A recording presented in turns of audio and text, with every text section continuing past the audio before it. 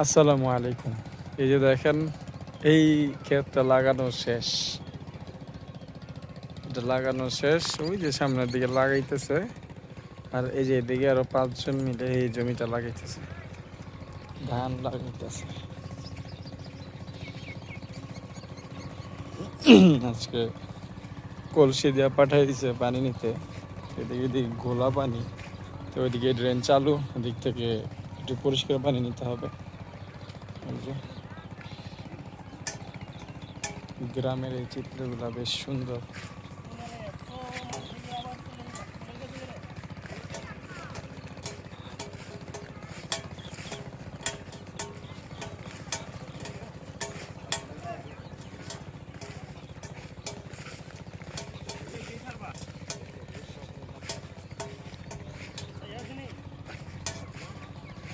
ছিলাম তো পরিষ্কার পানি নিতে, এদিকে আরো ঘোলা।